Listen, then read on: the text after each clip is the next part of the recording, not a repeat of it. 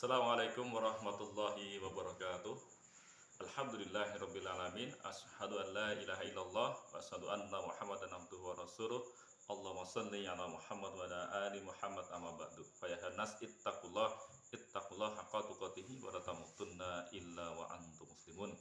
Anak-anakku semua kelas 7 yang mudah-mudahan senantiasa dirahmati Allah Subhanahu wa taala, baik dari kelas 7A, 7B, 7C, 7K1 dan 7K2. Marilah pembelajaran daring pada kesempatan hari ini kita mulai dulu dengan baca basmalah. Bismillahirrahmanirrahim. Mudah-mudahan Allah Subhanahu wa taala senantiasa merahmati kita semua, dan mudah-mudahan Allah Subhanahu wa taala senantiasa memudahkan kita untuk mencari atau menuntut ilmu. Oke anak-anakku, pada kesempatan ini kita masuk ke bab 2 yang akan kita bahas, yaitu mengenai sholat fardu 5 waktu. Nah, dimana di bab 2 ini nanti ada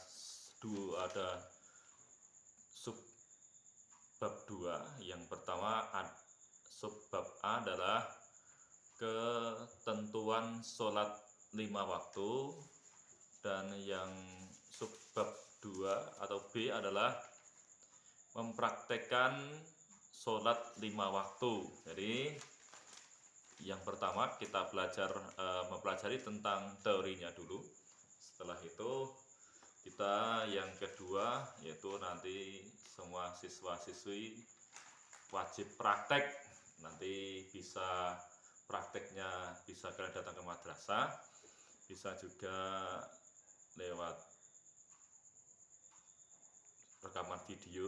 Nah, terserah, yang penting semuanya wajib praktek dan semuanya wajib setor untuk praktek sholat. Anak-anakku, sholat ini penting untuk kita semua, karena semua amal itu ya ketika tidak dilandasi dengan sholat, maka ibarat orang itu ketika mau masuk rumah tapi rumahnya terkunci dan dia tidak punya kuncinya, sehingga dia tidak bisa masuk ke rumahnya. Demikian hanya ketika dengan orang yang tidak mau sholat tapi dia beramal yang banyak sekali, ya seperti itulah. Jadi amalnya itu tidak bisa tertampung atau tidak ada tabungan untuk menyimpan amalnya tersebut, sehingga apa? Sehingga amal solehnya itu ya ibarat debu yang berterbangan. Jadi sholat ini penting untuk kita semua, karena bekal dan yang pertama kali akan ditanyakan di hari akhir nanti adalah sholat kita. Jadi ketika kita tidak sholat, ya mohon maaf ketika nanti mungkin Allah tidak akan mencatat semua amal soleh kita. Jadi itu landasan kita utama kenapa kita harus sholat. Ya, kita tentunya berharap mudah-mudahan amal soleh yang selama ini kita lakukan ini ya dicatat oleh Allah Subhanahu wa taala dan ditampung oleh Allah Subhanahu wa taala, dan nanti ketika di akhirat ini sebagai pemberat amal soleh kita, sehingga nanti Allah akan memasukkan kita ke dalam jannahnya. Anak-anakku semua, untuk subbab A ini kita akan bahas, yaitu mengenai ketentuan sholat 5 waktu, di mana Allah Subhanahu wa taala berfirman dalam Quran surat An-Nisa ayat 103, A'udzubillahi minasyaitonirrajim. Inna sholata kanat 'alal mu'minina kitabam mauquta. Sungguh sholat itu adalah kewajiban yang ditentukan waktunya atas orang-orang yang beriman. Jadi kita sholat juga ada waktunya, tidak asal sholat. Waktunya tentu ada masing-masing. Sholat subuh ada waktunya untuk sholat subuh, sholat duhur ada waktunya untuk sholat duhur, dan sebagainya. Nah, itu. Untuk yang pertama adalah syarat sholat. Syarat sholat dapat dibagi menjadi 2, yaitu sebagai berikut. Yang pertama adalah syarat wajib sholat, yaitu hal-hal yang menjadikan seseorang diwajibkan menjalankan sholat antara lain sebagai berikut. Yang pertama, dia harus beragama Islam.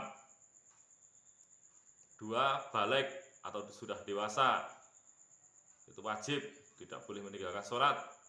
Yang ketiga, suci.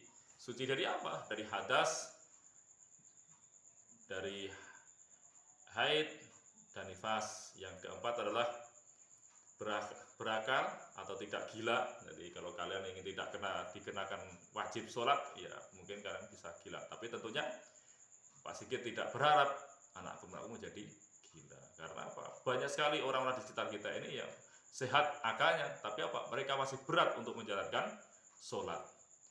Nah, yang kelima adalah dakwah telah sampai padanya. Maksudnya apa? Telah sampai kepadanya itu berita tentang sholat tersebut. Kan banyak saudara-saudara kita ini yang mungkin hidupnya di pedalaman, sehingga sulit menerima informasi lewat apapun. Kalian enak masih hidup di Klaten ini, semua fasilitas informasi apapun masih bisa terjangkau dengan lewat internet atau apapun. Tapi ketika kita hidup di daerah-daerah pelosok pedalaman yang sangat sulit terjangkau sinyal, listrik dan sebagainya, mereka tidak atau mereka sulit untuk menerima hal-hal tersebut. Nah, termasuk demikian itu, jadi ketika mereka tidak ada menyampaikan kudu sholat dan sebagainya, sholat harus bagaimana, ya mereka terlepas dari hukum untuk menjalankan sholat tersebut. Bisa dipahami ya? Untuk yang nomor 6 adalah dalam keadaan jaga atau sadar. Orang yang tidak sadar tidak wajib sholat. Begitu juga orang yang lupa. Yang B adalah syarat sah sholat, yaitu sesuai atau sesuatu yang harus dipenuhi sebelum melakukan sholat, antara lain sebagai berikut. Yang pertama, harus suci badan, pakaian, dan tempat, dan hadas dan najis. Termasuk suci, kalian kemarin sudah mempraktekannya dan sudah Pak Sigit ajarkan bagaimana cara yang bersuci yang baik. Tapi ada juga yang tidak sesuai yang diajarkan oleh Pak Sigit, malah bidani dan sebagainya. Ada juga yang sampai ini juga belum ada yang setor, ya silakan. Kalau kalian mungkin tidak punya kuota, kalian bisa datang ke MTS untuk menemui Pak Sigit untuk setor, karena di kebijakan yang baru adalah diperbolehkan untuk setor di madrasah atau di MTS. Yang kedua adalah menutup aurat. Jadi ketika kita sholat itu ya aurat kita harus tertutup. Ya, laki-laki auratnya adalah dari pusar sampai lutut atau dengkul. Untuk yang perempuan, muka dan telapak tangan itu yang tidak harus ditutup, tapi selainnya itu wajib ditutup ketika sholat. Terus telah masuk waktu sholat, nah, demikiannya contoh ya, maksudnya apa? Ketika sudah masuk sholat duhur, itu kan ya kisaran waktunya jam 12-an, tapi ketika baru jam 11 kok pengen sholat duhur karena ingin berpergian jauh, yaitu tetap tidak sah. Karena apa? Belum waktunya duhur. Yang keempat adalah menghadap kiblat. Nah, banyak saudara kita itu yang kadang sholatnya itu tidak mungkin penting ngadep ngulon, jadi bukan menghadapnya ke barat, tapi menghadapnya ke kiblatnya. Cuma qadarullah kita itu kan Indonesia itu terletak ada di tenggara dari Mekah atau Ka'bah, sehingga ya kita sholatnya itu agak ngancas atau miring ke arah sana. Terus yang 5 adalah mengetahui kaifiat atau tata cara sholat. Nah, makanya sebelum kalian mempraktekkan sholat, ya kalian harus tahu tata cara sholat itu bagaimana. Biar sholat kita tidak salah, biar amal-amal kita selama ini, sholat kita ini ya kita kerjakan itu benar-benar dilandasi dengan ilmu. Sehingga ketika kita itu berilmu, ketika kita sudah punya ilmu, ingin meninggalkan itu tentu sesuatu hal yang sangat berat. Berbeda ketika sholat kita itu karena terpaksa, karena takut dengan orang tua,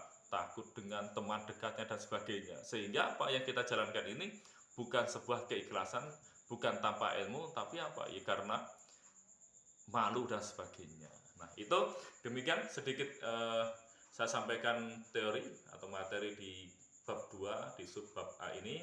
Untuk itu silahkan perhatikan dan kalian mulai hafalkan bacaan-bacaan sholatnya yang mungkin sampai saat ini juga belum lancar. Mohon untuk segera dihafalkan.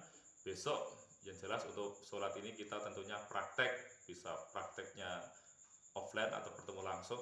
Ya mudah-mudahan nanti kita silahkan bisa datang ke MTS langsung biar tidak